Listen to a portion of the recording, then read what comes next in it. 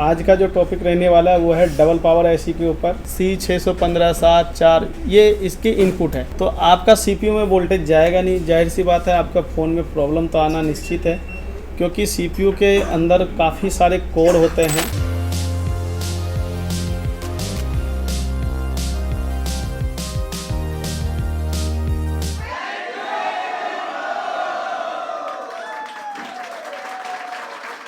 Hello दोस्तों, AK info का YouTube channel में आप सभी का स्वागत है। दोस्तों आज का जो टॉपिक रहने वाला है वो है डबल पावर आईसी के ऊपर।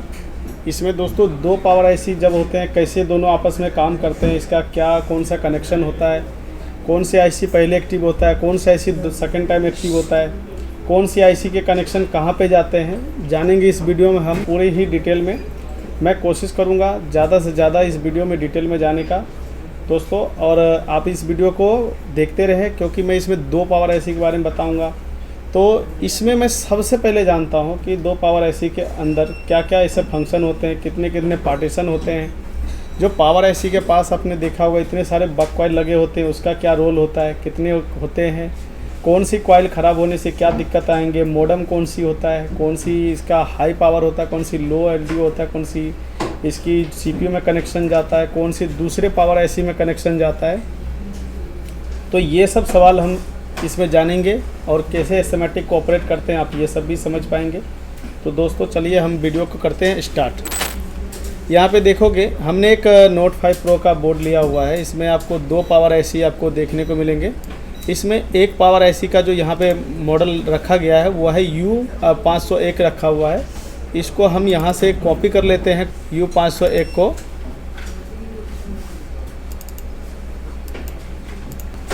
यहाँ सिमेटिक में जा कर के इसको पेस्ट कर लेंगे।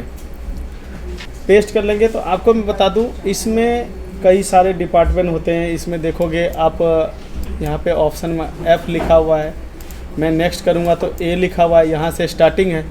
तो ए डिपार्टमेंट जैसे इसमें देखोगे तो चार्जिंग आईसी का सर्किट यहाँ पे दिया हुआ है, बीबस इन हो रहा है, जैसा कि यहाँ पे चार्जिंग आउट होगा, MID पिन होता है, यहाँ पे बूट कैप लगा हुआ है, स्विचिंग के लिए कॉइल लगा हुआ है 1 UH का, और ये BPH बनाएगा। जैसे कि ये आपको मैंने पहले भी बताया हुआ हूँ कि कैसे चार्जिंग की सर्किट काम करता है। तो यहाँ से एक रिटर्न आएगा वापस चार्जिंग आईसी के अंदर, BPH रिटर्न होगा, और यहाँ से मॉसफेट के थ्रू एक बीवेट जनरेट होगा जो कि बैटरी कनेक्टर पे चला जाएगा। तो ए डिपार्टमेंट के अंदर इसको प्रॉपर जो है वो चार्जिंग सेक्शन दिया हुआ है। यानी कि अगर हम बात करें इस आईसी की, अगर हम बात करें तो दोस्तों इस आईसी के अंदर चार्जिंग आईसी भी इनबिल्ड दिया हुआ है, जो कि पहला चार्जिंग आईसी है हमारा। इसके अंदर हमारा चार्जिंग आईसी को इनबिल्ड दिया हुआ है। तो अब मैं इसको नेक्स्ट करता हूँ। ये डी डिपार्टमेंट है, हमको बी में जाना है।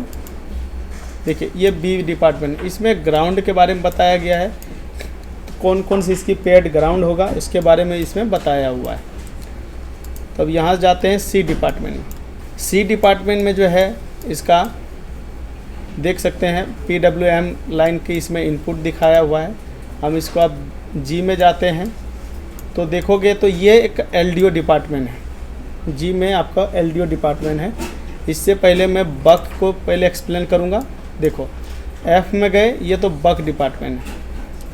सबसे पहले देखो जो वहाँ से BPH यही आईसी जनरेट कर रहा था, जो चार्जिंग आईसी से निकल रहा था, बूट कैप लगा हुआ था, स्विचिंग कॉइल लगा हुआ था, वहाँ से जो BPH निकल रहा था ना, वही BPH वापस से इसी चार्जिंग आईसी के अंदर इनपुट हो जाएगा। एक तो हो रहा था जो कि बैटरी कनेक्टर पे जा रहा था, वो तो बात अलग है। ये दूसरी BPH की बात कर रहा हूँ जो कि उसी आईसी में इस कैपेसिटर के थ्रू इनपुट हो जाएगा। इस कैपेसिटर में देख सकते हैं यहाँ पे आपको C616, C602, C603, यहाँ पे C604, 607, 615 आपको इस नाम का यहाँ पे कैपेसिटर देखने को मिलेगा। जैसे कि हम यहाँ पे देखते हैं, देखिए यहाँ पे लिखा C615-7-4 ये इसकी इनपुट है। जबकि देखोगे यहीं से इस कॉइल से BPH बन रहा था, यहीं से रिटर्न इस आईसी में आ रहा था जो कि बीवेट निकलता, लेकिन वहाँ से भी दूसरी साइड से वापस से इसी चार्जिंग का आईसी के अंदर इनपुट हुआ, क्योंकि इस चार्जिंग के आईसी के अंदर बक सर्किट है, इसका, और इसकी एलडीओ सर्किट है, हाउस कीपिंग लगा हुआ है। तो इसको कंट्रोल करने के लिए वापस से बीपीएच इसमें आया, तो यहाँ पे देखो दिखा रहा है, देखो वापस से इसमें बीपीएच इन हुआ। अब सोचो बीपीएच इन हुआ, यहाँ से अगर लाइन ये ओपन हो गया तो दोस्तों ये आईसी आउटपुट नहीं करेगा। अगर ये लाइन यहाँ से कट हो जाता है तो जाहिर सी बात है ये आउटपुट नहीं करेगा। यहाँ देखो S1 लिखा हुआ है, S1 यानी कि बक नंबर 1। बक लाइन जितने भी होते हैं उसको S के नाम से जाना जाता है। वोल्टेज रेगुलेटर S1 लिखा रहेगा उस पर, S2 S3 इस प्रकार से रहेगा। जो LDO होता है L1 L2 L3 इस प्रकार से लिखा रहेगा। तो अब देखो यहाँ से जो S1 इनपुट हो, यहाँ से देखो S1 का इनपुट हो रहा था, यहाँ से S1 का आउटपुट हो रहा है वोल्टेज स्विचिंग। तो यहाँ पे देखो 0.47 UH का एक कॉइल लगा हुआ है, L601 वोल्टेज रेगुलेटर S1। अब यहाँ लिखा हुआ A। अब इसका क्या मतलब है, क्योंकि दोस्तों जब आप 2 पावर ऐसी या 3 पावर ऐसी का सर्किट जब चेक करते हैं ना, तो इस नाम का बहुत बड़ा रोल होता है कि इसमें A क्यों लिखा हुआ है। क्योंकि इसकी जो दूसरी पावर ऐसी होगा ना, उसमें भी एक बक सर्किट होगा। पहले आईसी में भी बक सर्किट है, दूसरी आईसी में भी बक सर्किट मिलेगा। वहाँ पे जो भी आउटपुट होगा ना, उसमें लिखा होगा B लिखा होगा लास्ट में। जैसे यहाँ वोल्टेज रेगुलेटर S1 लिखा है, तो वहाँ पे लिखा होगा वोल्टेज रेगुलेटर S1B, ऐसा लिख करके लिखा होगा। यानी कि अब यहाँ पे देखो लिखा है वोल्टेज रेगुलेटर S1A। तो इसका मतलब क्या है कि ये पहला पावर आईसी से बक निकल रहा है। अगर यहाँ पे वोल्टेज रेगुलेटर S1B लिखा होता तो इसका मतलब वो दूसरा पावर आईसी से आउटपुट निकल रहा होता। ठीक है, तो यहाँ पे देखो ये इनपुट इसका, यहाँ पे S1 का इनपुट हुआ, यहाँ से S1 का आउटपुट हो गया। तो यहाँ पे देखो S2 का इनपुट हो रहा है, S2 का। मान लो यहाँ पे वोल्टेज आ रहा है, इस वाले पे वोल्टेज यहाँ से कट हो गया, तो S2 आपका जनरेट नहीं होगा, बल्कि S1 जनरेट हो जाएगा। कई बार ऐसा दिक्कत आएगा, आपका S1 बन रहा है, S2 नहीं बन रहा है, तो उस कंडीशन में आप S2 का पहले इनपुट चेक करेंगे। इस कैपेसिटर के ऊपर S2 का इनपुट आएगा, तभी जा कर के S2 यहाँ से जनरेट होगा। अब देखो S2 जब भी जनरेट हो रहा है, यहाँ पे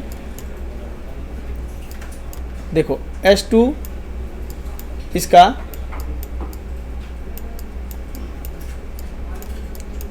S2 जैसे जनरेट हो रहा है, यहाँ पे देखो 0.47 UH का एक और कॉइल लगा हुआ है, ये बक कॉइल है। और यहाँ से जो निकलेगा देख सकते हो S2A S3A, यानी कि 2 लाइन आपस में जुड़े हुए हैं, 0.8 वोल्टेज होगा, ध्यान देना। तो यहाँ पे कितना वोल्टेज था S1 में, यहाँ पे 0.8 था, यहाँ पे भी 0.8 है। दोस्तों यहाँ पे आपको देखने वाली बात ये है कि यहाँ पे एक और बक कॉइल लगा होगा 0.47 UH का कॉइल, ये दोनों मिल करके इतना वोल्टेज जनरेट हो रहा है। तो मैं आपको ये बता दूं कि जब भी ये वोल्टेज आपको 0.6 से लेकर 1.2 के बीच जब भी कोई वोल्टेज होगा तो वो CPU के लिए ही होता है, वो CPU में ही जाएगा। अब यहाँ पे देखोगे एक और वोल्टेज यहाँ पे आउटपुट हो रहा है S3, 0.47 UH का कॉइल इसमें भी लगा हुआ है, ये इसी के अंदर ज्वाइन हुआ है, क्योंकि S2 S3 दोनों मैंने बताया एक में लगा हुआ है। यहाँ पे देखोगे तो S4 जनरेट हो रहा है, S4 जनरेट हो रहा है, और यहाँ पे आपका 1 UH का कॉइल लगा हुआ है। कई बार क्या होता है, जब ये कॉइल ख़राब हो जाते हैं, बहुत से टेक्नीशियन क्या करते हैं कि स्क्रैप बोर्ड से कोई सा कॉइल उठा के कहीं पे लगा देते हैं, जो कि आपको ऐसा नहीं करना होगा। आपको पहले उसका ना UH देख लेना पड़ेगा, और इसका UH जो है माइक्रो हेनरी में इसका हम मेजर करते हैं, और ये बहुत ही आसानी से आपको मिल जाएगा स्कीमेटिक में देखने को कौन सा वर्जन होता है इसका कॉइल का। तो यहाँ पे देखोगे इसका आप देख सकते हैं ये आउटपुट पिन है। अब हम इसका इनपुट के बारे में समझते हैं। इसमें देखो इनपुट सबका क्या लगा हुआ था, BPH, यानी कि सारे बक वोल्टेज बनने के लिए यहाँ पे अनिवार्य क्या है, BPH अनिवार्य होगा। अगर BPH इस लाइन का शॉर्ट हुआ, अगर BPH जो है इस मोबाइल का शॉर्ट हो गया, तो जाहिर सी बात है इतने सारे बक इसकी जनरेट नहीं हो पाएगा। ठीक है, तो अब हम इसकी चलते हैं एक बार LDO सेक्शन में।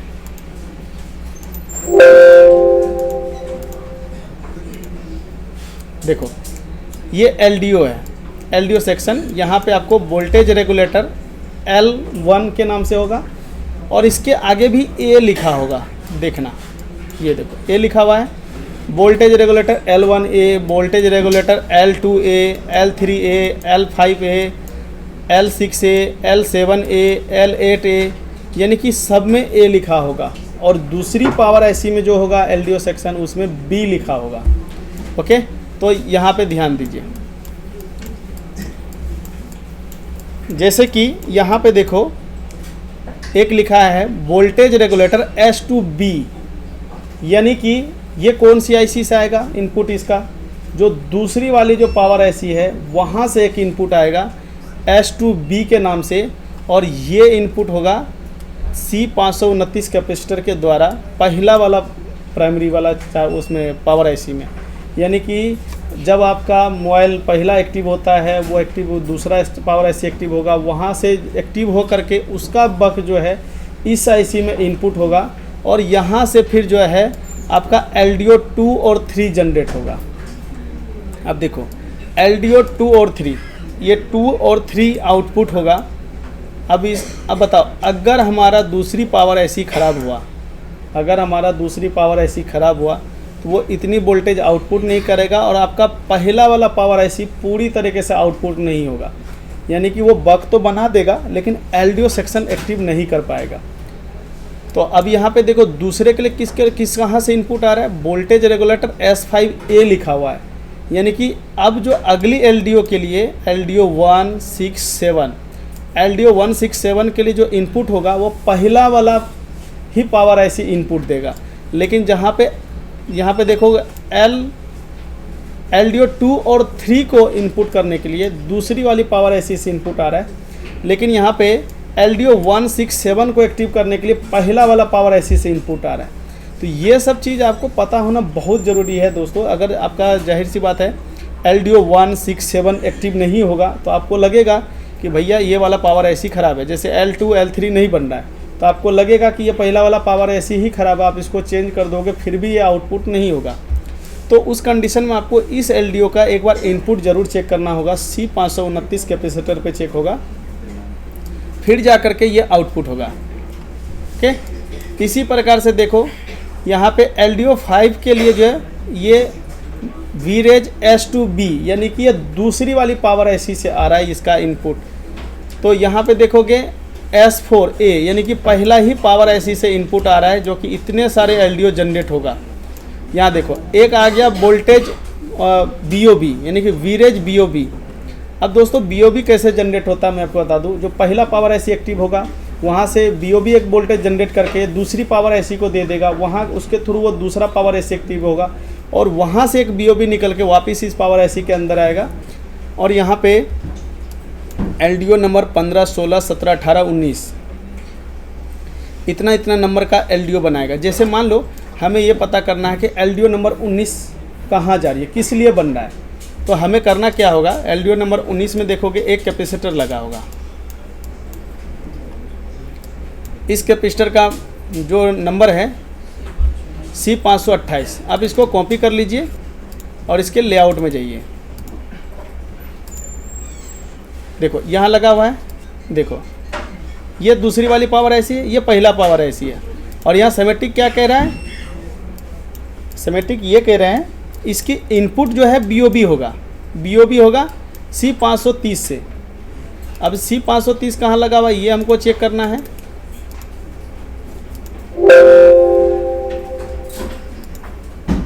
देखो ये MMC के बगल में लगा है C530 BOB, ये इसके थ्रू होगा, ये पहला वाला पावर IC के अंदर इनपुट होगा और वहाँ से जो पहला वाला पावर IC का इनपुट मिल गया तो ये इतना LDO जनरेट करेगा। इसमें से हम सिर्फ LDO 19 को पता कर रहे हैं, मैं आपको ये सारे LDO पता करके बताऊंगा कि ये कहाँ कहाँ जा रहे हैं, है ना। तो अभी मैं सिर्फ LDO नंबर 19 को पता करता हूँ कि कहाँ जा रहे हैं। तो LDO नंबर 19 को अगर हमको पता करना है तो यहाँ से इस कैपेसिटर का पार्ट नंबर लेना है और इसकी लेआउट में जा कर के इसको पेस्ट कर देना है। देखो ये हमारा जो हुआ पावर IC है, LDO नंबर जो है इसका 528 जो कैपेसिटर है जो इसके रजिस्टर के नीचे लगा हुआ है, हम इसको बीट में खोलते हैं और बीट मैप में देखते हैं। देखो ये वाला कैपेसिटर है, हमने इसको इस पर क्लिक किया, देखो यहाँ पे लिखा है वीरेज L19A 3.3 वोल्ट लिखा हुआ है। अब देखोगे ये कहाँ जा रही है, तो भैया वाईफाई आईसी के लिए जा रही है। देखो ये वाईफाई आईसी है, इसका वाईफाई आईसी के लिए इनपुट हो रहा है। आप अगर सोचिए, अगर आपके फ़ोन में वाईफाई नहीं चल रहा है, सिंपल सी बात है, वाईफाई नहीं चल रहा है, आप वाईफाई आईसी को चेंज करोगे। अब यहाँ पे आपको इस एलडीओ को चेक करना ज़रूरी है या नहीं। अगर ये इसका एक कैपेसिटर शॉर्ट हुआ तो आपका मोबाइल का वाईफाई आईसी कभी भी चालू नहीं होगा। तो इस आईसी को अब ऐसा नहीं कि सिर्फ हमको यही चेक करना, अगर आपका इसका इनपुट लाइन ख़राब है, अगर इसका इनपुट का ये कैपेसिटर ख़राब है तो तब भी वो आउटपुट नहीं होगा। लाइन शॉर्ट नहीं है फिर भी आउटपुट नहीं होगा। दोस्तों आजकल का फ़ोन रिपेयर करने के लिए ना आपको सेमेटिक लेवल का बहुत ही ज़्यादा जानकारी चाहिए, क्योंकि आप वो ज़माना चला गया कि इस आईसी पे हीट मार दो, इस आईसी को रिवॉल्व कर दो, तो इस तरीके से रिपेयरिंग का ज़माना चला गया। अगर आपको डीप में सीखना हो सेमेटिक कैसे ऑपरेट करते हैं, कैसे समझते हैं, क्या क्या कोडिंग होता है, 2 पावर आईसी कैसे काम करते हैं, 3 पावर आईसी कैसे काम करते हैं, तो दोस्तों आप हमारा कोर्स ज्वाइन कर सकते हैं। तो देखो अब हम LDO 19 को सिर्फ पता किए हैं कि ये कहाँ जा रहा है, ये वाईफाई आईसी में जा रहा है। ऐसे ही अगर मुझे LDO 18 को पता करना है तो इसकी कैपेसिटर क्या लगा हुआ है, C519 लगा है। इसको उठाएंगे, लेआउट में जाएंगे, यहाँ पे चेक करेंगे, देखो यहीं पे 519 लगा हुआ है एकदम 28 के नीचे। तो यहाँ पे जाना है, 28 के नीचे 19 लगा हुआ है, इस पर क्लिक किया, ये देखो ये 2.8 वोल्ट का है। लेकिन इस LDO देखो ये सिर्फ इस पावर आईसी के लिए लगा हुआ है। यहाँ पे देखो ये कनेक्शन कहीं और नहीं जा रहा है, देखो ये वाला कनेक्शन, ये वापस से इसी आईसी के लिए ही दिया हुआ है। अब वैसे ही अगर आगे चेक करेंगे तो देखो सिम 2 में जा रहा है, ये सिम 1 में जा रहा है कि नहीं। बहुत से नाम लिखे हुए हैं, लेकिन अगर हमें एक एक करके पता करना हो तो यहाँ पे देखो कैपेसिटर सबका लोकेशन नंबर दिया हुआ है। इस कैपेसिटर पे क्लिक करेंगे और आपका मोबाइल का जो है लोकेशन बता देगा कि ये लाइन कहाँ से कहाँ तक जा रही है। दोस्तों ऐसा नहीं कि ये लाइन आउटपुट नहीं कर रहा है तो आईसी ख़राब है, ऐसा सिस्टम नहीं होता है। आपको सबसे पहले ये देखना पड़ेगा कि उस आईसी में इनपुट वोल्टेज आ रहे हैं या नहीं आ रहे हैं। अगर इसका इनपुट वोल्टेज नहीं आएंगे तो आउटपुट जाहिर सी बात होगा नहीं, है ना। तो अगर आप डायरेक्ट इस लाइन पे शॉर्टिंग चेक करते हो तब भी नहीं होगा। आपको ये भी देखना पड़ेगा इसका इनपुट लाइन सही है या नहीं है। तो अभी हमारा पहला काम ये है, इसमें देखो जो भी आउटपुट लाइन निकला था सब में A लिखा हुआ था।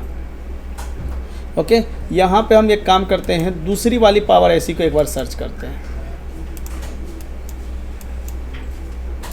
देखो इसकी लोकेशन नंबर है U801, इसमें भी BPH इनपुट हो रहा है, बॉल नंबर 17 और 39 से। किसके लिए, BOB के लिए। देखो यहाँ से BOB वोल्टेज जनरेट हो जाएगा, BPH आया, यहाँ से एक BOB देखो कॉइल लगे हैं इसमें 47 UH का लगा हुआ, यानी कि 0.47 माइक्रो हेनरी का लगा हुआ। L801 का इसमें कॉइल लगा हुआ है। और ये कॉइल देखो यहाँ से BOB जनरेट हुआ, वापस से ये इसी आईसी के अंदर इनपुट से आउटपुट हो गया, यहाँ से आउटपुट हुआ वापस इनपुट हो गया। यानी कि अगर ये कॉइल जो है, अगर ये कॉइल ओपन हो गया या फिर वाटर डैमेज में ख़राब हो गया, सड़ गया, तो जाहिर सी बात है ये इनपुट नहीं हो पाएगा। और यहाँ से अगर इनपुट नहीं होगा तो भैया यहाँ से आउटपुट भी नहीं होगा। ध्यान देना, ये आउटपुट भी नहीं होगा। और जब BOB नहीं बनेगा तो आपको पता है जो पहला वाला हमारा पावर आईसी है उसके अंदर का LDO एक्टिव नहीं होगा। यानी कि दोनों पावर आईसी कैसे एक दूसरे में कंबाइंड है आप ये देख सकते हो। सिर्फ आईसी रिपेयर करना, आईसी रिवॉल्व करना, आईसी रिवॉल्व करके फिक्स कर देना, ये कोई आपको रिपेयरिंग में आगे तक लेके नहीं जा पाएगा। आपको ये सर्किट लेवल बहुत ही डीप लेवल में सीखना पड़ेगा दोस्तों। जब तक डीप लेवल में नहीं सीखेंगे तो आपको रिपेयरिंग करने में काफ़ी ज़्यादा परेशानी होगा। आपको मीडियाटेक को समझना पड़ेगा, आपको कॉलकॉम को समझना पड़ेगा, आपको एक्जोनस को समझना पड़ेगा। जब तक इनको सर्किट को नहीं समझेंगे ना, आप डीप में कभी भी रिपेयरिंग नहीं कर पाएंगे। जैसे एक होता है कि भैया फ़ोन में आप डेड था, पहले क्या करना चाहिए, तो कंडीशन आपको मालूम होना चाहिए कि फ़ोन कैसे डेड है। कोई सॉफ्टवेयर से डेड है, कोई हार्डवेयर से डेड है, कोई चलते चलते बंद हो गया, कोई अपडेट करने से डेड हो गया। तो आपको ये जब तक ये मालूम नहीं होगा ना कि हमारा सर्किट कैसे हमारा ओके है, कैसे इसमें फॉल्टी है, तब तक कि आप रिपेयरिंग नहीं कर सकते।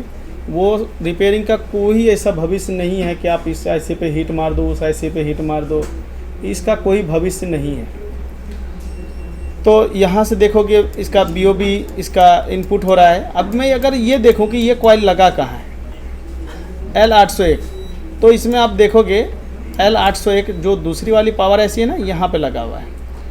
अभी पहले हम देखते तो इसमें पता नहीं चलता, लेकिन अब हम अगर देख रहे हैं तो हमें ये लग रहा है कि भैया यहाँ से इनपुट होगा, वापस आउटपुट जो है इसी IC के अंदर ही हो जाएगा। अब यहाँ से देखो वापिस इसका BOB भी इनपुट कर रहा है। देखो एक ही IC में देखो BOB इनपुट कर रहा है। मैं अभी इसका चलता हूँ, देखो LDO डिपार्टमेंट में हम आ गए। देखो यहाँ से कौन सी वोल्टेज इनपुट हो रहा है, अब यहाँ पे BPH इनपुट नहीं हो रहा है, यहाँ पे BOB इनपुट हो रहा है। अब BOB जनरेट कौन कर रहा था, सेकेंड वाला पावर IC। अब ये कौन सी कैपेसिटर से BOB वोल्टेज आएगा, 18, 19, 818, 819, 820, 821। चलो मैं एक इसमें से देख लेता हूँ 821 कहाँ लगा हुआ है, तो मैं इसी IC के पास देख लूँगा। हम सर्च भी कर सकते हैं। चलो मैं यहाँ से इस कोड को सर्च कर लेता हूँ। देखो यहाँ पे लगे हुए हैं, इसका जो इनपुट लाइन का जो BOB आएगा, ये कैपेसिटर से होते हुए ये कहाँ आएगा, इसमें देखो किस किस का इनपुट होगा, LDO 2, 3, 5, 7, 8, 1, 3, 5, 7, 8, 2 और LDO 4, LDO 6 को ये इनपुट देगा BOB लाइन। ओके, और यहाँ से देखो एक और वोल्टेज रेगुलेटर जो S2 था इनका, वो बोल सकते हो ये वाला कौन से IC से इनपुट आएगा, जो इसी IC से वापस से इनपुट आएगा। तो देखो यहाँ से जब भी ये निकल रहा है तो यहाँ पे आपको लिखा रहेगा वोल्टेज रेगुलेटर वीरेज L1। पहला वाला हमारा पावर में क्या लिखा था, A लिखा था, लेकिन यहाँ पे क्या लिखा है, B, यानी कि ये वाली जितने भी LDO निकलेगा उसमें लिखा होगा B। तो हमको ये समझ जाना है कि ये हमारा सेकेंड वाला पावर IC का आउटपुट है। देखो L2B, L3B, L4B, L5B, L6B, L7B, L8B, L9B, L10B। तो इसमें सबके आउटपुट में क्या लिखा हुआ है, B लिखा हुआ है, और उसमें सबके आउटपुट में क्या लिखा हुआ था, A लिखा हुआ था। इससे हम ये पता कर सकते हैं कि भैया ये हमारा जो है जो सेकेंड वाला पावर IC के आउटपुट है। अब हमें ये देखना भैया कि L1 लाइन जा कहाँ रहा है। तो इसमें देखोगे कि L1 हमारा कहाँ जा रहा है, यानी कि LDO 1 कहाँ जा रहा है। तो हम इस कैपेसिटर को लोकेशन को कॉपी करेंगे और इसके डायग्राम में एक बार जा कर के हम लेआउट में पेस्ट करते हैं। तो देखो U808 जो हमारा कैपेसिटर है यहाँ है, और ये जो है हमारा देख सकते हो दूसरी वाली पावर IC है U808, यानी कि सेकेंड वाला है। तो यहाँ से देखोगे U808 ये रहा, इस पर क्लिक किया, 0.9 वोल्ट है। अब देखो ये वोल्टेज जा कहाँ रहा है, ये वोल्टेज जो है देखो CPU में जा रहा है। अब बताओ अगर L1 वाली लाइन शॉर्ट हो जाए, जैसे है ना ये L1 वाली लाइन शॉर्ट हो जाए, तो आपका CPU में वोल्टेज जाएगा नहीं। जाहिर सी बात है आपका फ़ोन में प्रॉब्लम तो आना निश्चित है, क्योंकि CPU के अंदर काफ़ी सारे कोर होते हैं, काफ़ी सारे डिपार्टमेंट होते हैं, जैसे कि ग्राफिक के लिए अलग होगा, कमांड के लिए अलग होगा, जो आप I2C प्रोटोकॉल के जो काम करते हैं उसका अलग होगा, GPIO अलग होता है। ये सारे प्रोटोकॉल जो है, सारे इतने लाइन जो होते हैं, इसके अलग अलग डिपार्टमेंट होते हैं, उस डिपार्टमेंट को काम करने के लिए चाहिए होता है वोल्टेज। ऐसे हम एक एक करके जानेंगे ये सारे जो LDO है वो कहाँ कहाँ जा रहे हैं, मैं बीटमैप के थ्रू आपको बताऊंगा। दोस्तों इसकी हम सेकंड पार्ट का वीडियो रिलीज करेंगे, उसके आगे हम बताएंगे कि बीटमैप के द्वारा ये कहाँ जा रहे हैं। SDR के अंदर हम चेक करेंगे, SDR के अंदर अगर वोल्टेज आते हैं तो कौन सी पावर IC से आता है। जैसे कि आपका पास SDR है, नेटवर्क का फॉल्ट है, अगर वहाँ पे SDR पे वोल्टेज नहीं आ रहा है तो कौन सी पावर IC पे काम करोगे, पहला वाला या सेकंड वाला। मिलते हैं नेक्स्ट वीडियो में। Thank you.